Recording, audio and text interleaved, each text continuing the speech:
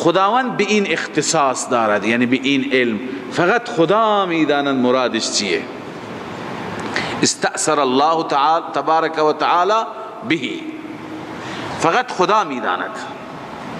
تفسیر کبیر روح المانی.